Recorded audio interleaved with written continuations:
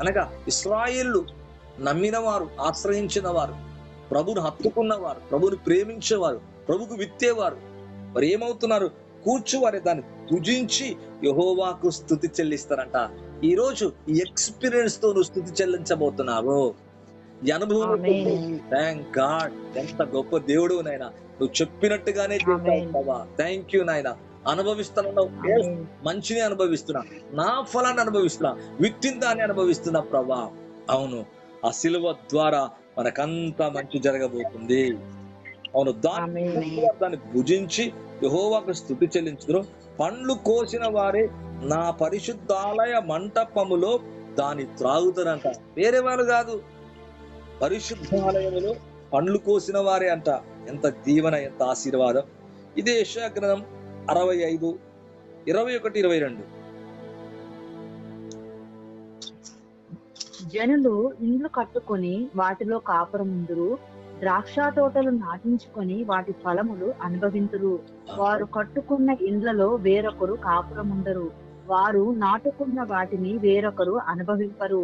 నా జనులు ఆయుష్యము వృక్షాయుష్యమంతా అగును. నేను ఏర్పరచుకున్న వారు తాము చేసుకున్న దాని ఫలమును పూర్తిగా అనుభవింతురు. ఆమేన్. పూర్తిగా అనుభవించదుము గాక. Thank God. కంప్లీట్ గా అంట. ఇక్కడ జనులు ఇండ్లు కట్టుకొని వాటిలో కాపురముందురు, ద్రాక్ష తోటలు నాటించుకొని వాటి ఫలములు ఏం చేస్తారంట? అనుభవిస్తారు. ఇక్కడ చెప్తున్నాడు, మళ్ళా చెప్తున్నాడు. జనులు ఇల్లు కట్టుకుంటారు, ఇల్లు కట్టుకొని వేరొకరు కాపురం ఉన్నారు. మనం చూసాం ద్వితీయోపదేశకాండం 28:30. అలా కాదంట, ఇప్పుడు అలా కాదంట. ఇప్పుడు శిలువ ద్వారా చెప్తున్నాడు రాబోయే విషయాన్ని, మరలా ఇశ్రాయేలు ప్రజలకు జరిగిన కష్టాన్ని, దుఃఖాన్ని బట్టి మరలా తిరిగి ప్రవచిస్తున్నాడు ఇర్మియా ద్వారా.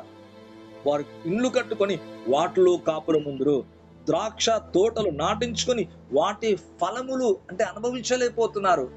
ప్రభు మరలా తిరిగి అనుభవించేలాగా చేస్తున్నాడంట. ఈ మంత్ మరలా నువ్వు ఎక్స్పీరియన్స్ చూడబోతున్నావు, అనుభవాన్ని చూడబోతున్నావు.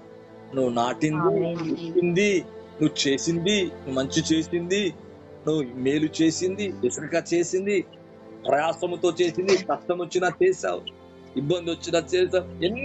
ఎన్ని ఉన్నా విత్తుకుంటూ వెళ్తున్నామే. ఈ విత్తిన ఫలములను అనుభవించదనంట. వారు కట్టుకున్న ఇళ్లలో వేరొకరు కాపురం ఉండరు, వారు నాటుకున్న వాటి వేరొకరు అనుభవించరు. వాటి బ్లెస్సింగ్. నా జనులు ఆయుష్ దీర్ఘాయుష్ అంటే వృక్షాయుష్ అంతా గునంట. వృక్షాయుష్ చాలా చాలా సంవత్సరాలు ఉంటది. ఒక వృక్షం కనుక మర్రి చెట్టు కనుక, రాగి చెట్టు కనుక చూస్తే కొన్ని చెట్లు అయితే కొన్ని వందల వేల సంవత్సరాలు కూడా ఉంటాయి.